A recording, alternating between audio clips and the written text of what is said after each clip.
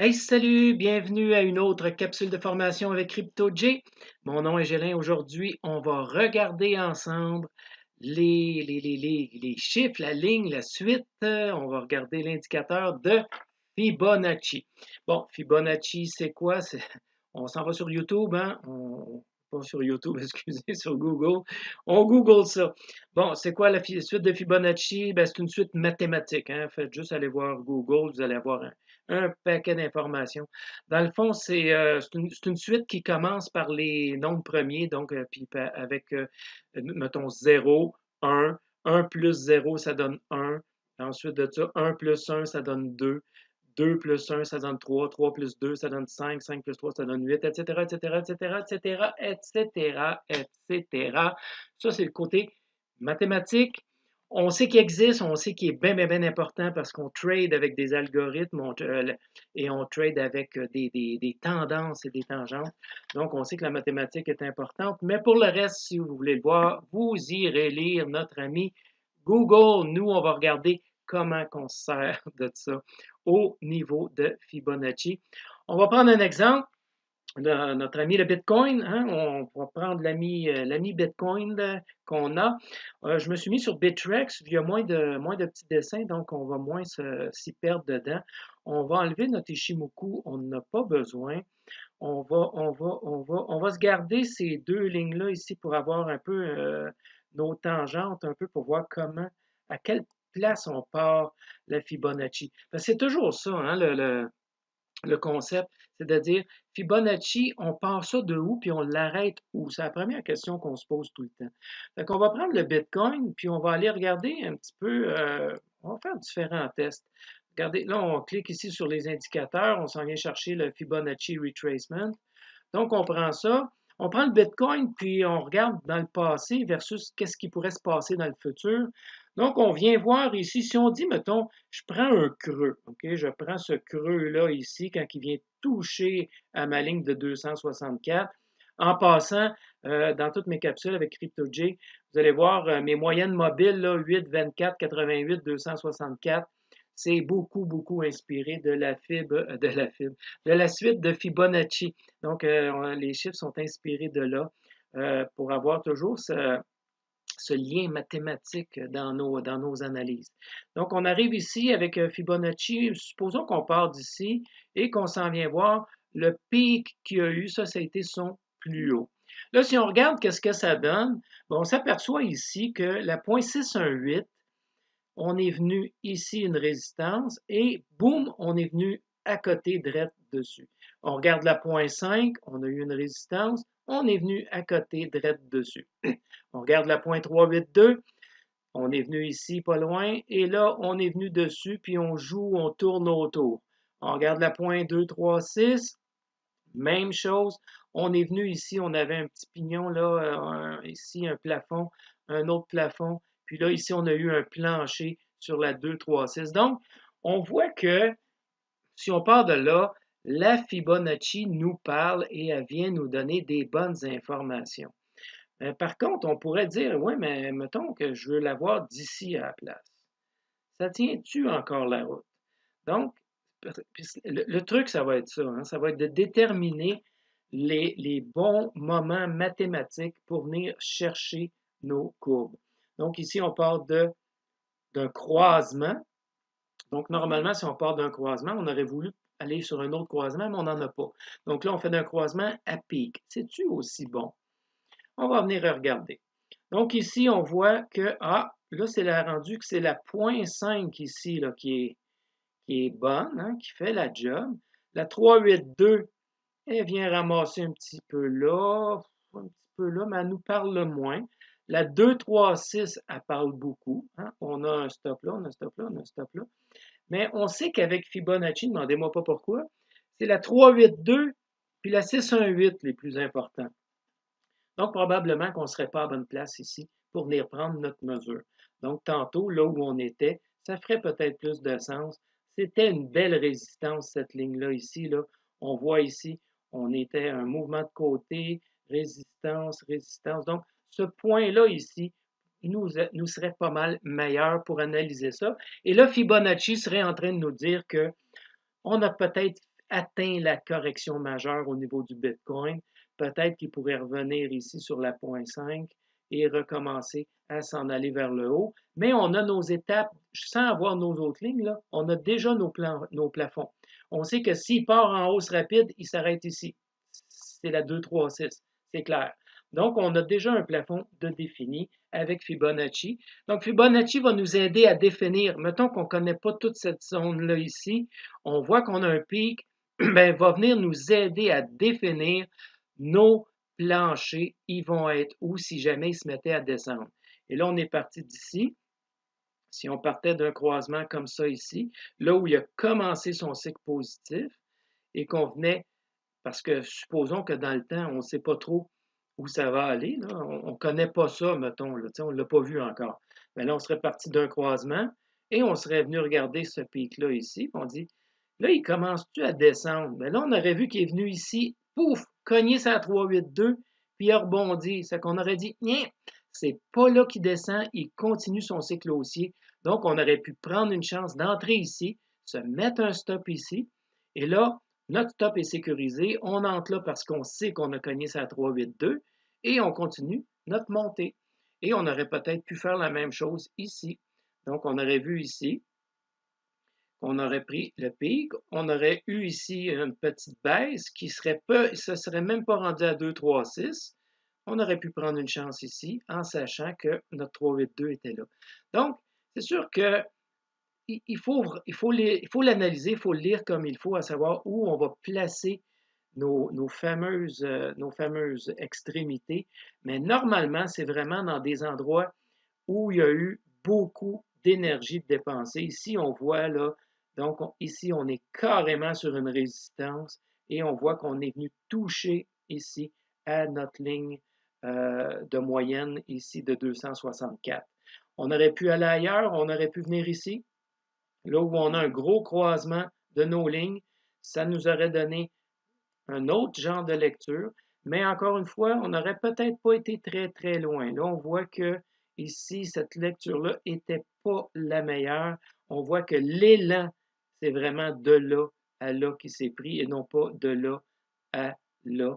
On a eu un élan de là à là. Donc, si on était venu ici, là, on va zoomer dessus.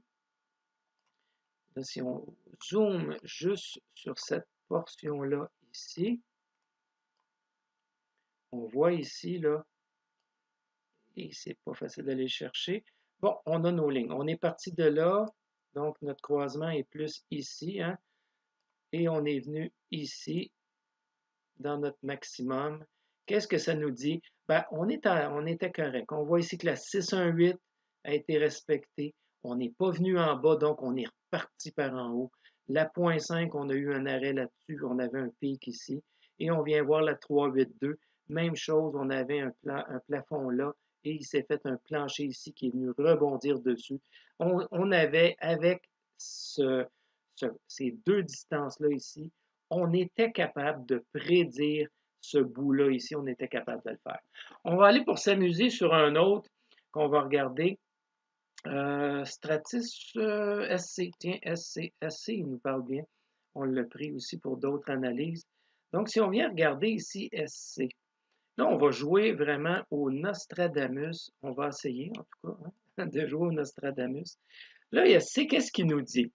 Grosso modo, on a un croisement de notre ligne orange qui croise notre ligne blanche. Donc, ça ici, c'est un point fort, on s'entend.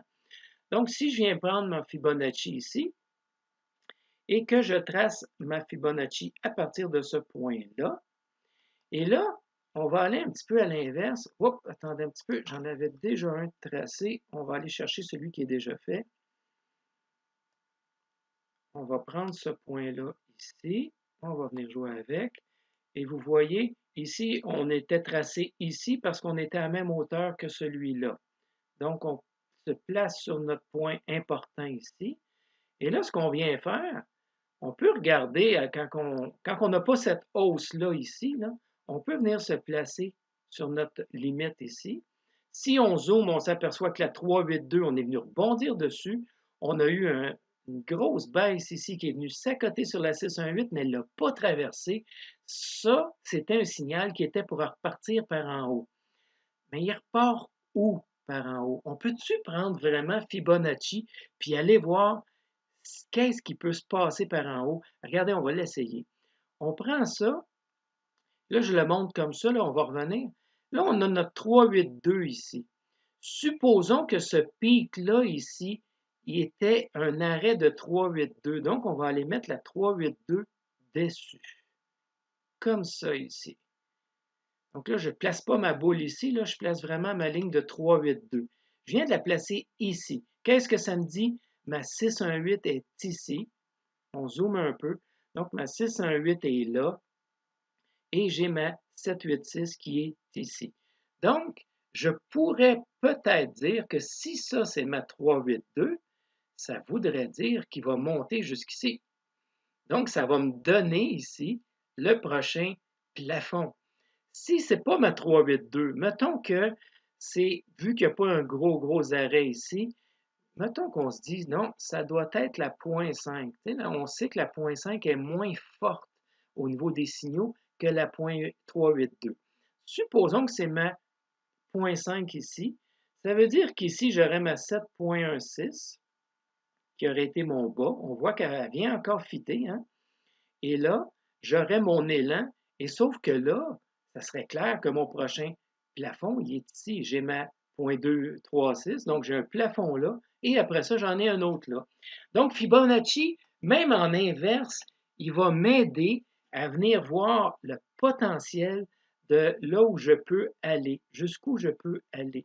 Donc ici, si on vient reprendre notre ligne ici et on vient se placer vraiment dans l'envolée, hein, on va zoomer, on voit ici, là, à court terme, la jaune a croisé l'orange.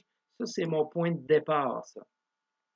Donc, si je prends ça et que je viens me placer ici et que je viens replacer ma 382 ici, sur mon pic, bien là, j'ai ma 0.618 qui est sur ici. Et si on zoomait, on viendrait voir qu'on a effectivement un point important. Et si je voudrais dire que c'est peut-être pas ma 382, mais mettons que celle-là, c'est ma 0.5. Donc, je viens d'avoir mon premier plafond qui est atteint avec ma 236 et j'ai le prochain plafond potentiel. Donc, je peux l'utiliser pour me donner des indications de là où vont être les prochains étages de montée à partir du moment où j'ai un point d'ancrage qui est solide. Donc, Fibonacci, on l'utilise surtout pour voir il va descendre jusqu'où. Donc là, ici, présentement, on dirait notre envolée s'est faite ici. Notre point de rencontre est là. Donc, je m'en viens ici, je regarde et je dis, est-ce que c'est son plafond, ça? Si c'est son plafond, là, normalement, ça voudrait dire que ma 382 va être significative et que ma 618 aussi va l'être. Donc, on voit ici que ça n'a pas l'arrêt de son plafond.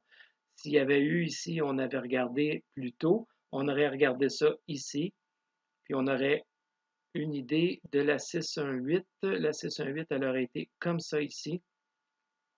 C'est-à-dire qu'ici, ma Fibonacci, elle me parlait. J'avais ma 618 et j'avais l'autre ici. J'étais vraiment reparti. Prochain plafond, il est où? On va prendre un guess.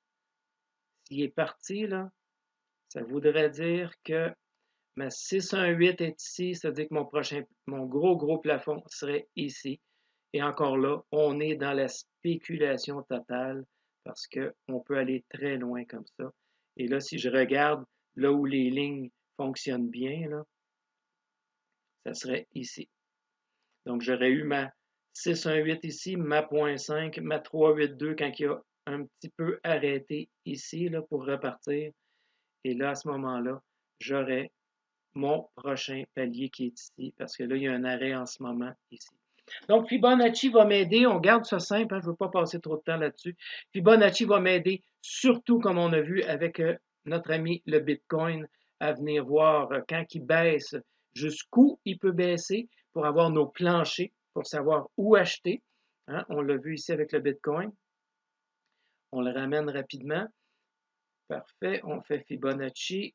On avait notre Fibonacci qu'on avait placé à peu près de là à là ici.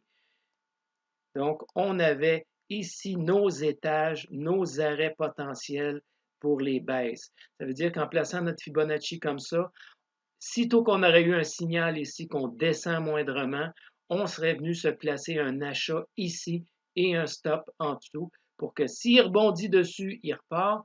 S'il perce, on achète et on vend. On se serait mis un autre achat à la 382 ici, là, très important.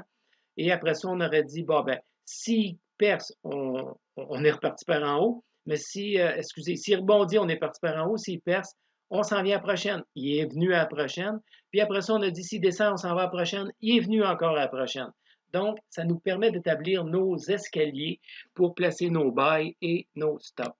Alors voilà, voilà, c'est tout pour Fibonacci. De toute façon, on s'en sert régulièrement dans nos capsules d'analyse. On va pouvoir y revenir assez régulièrement. Amusez-vous!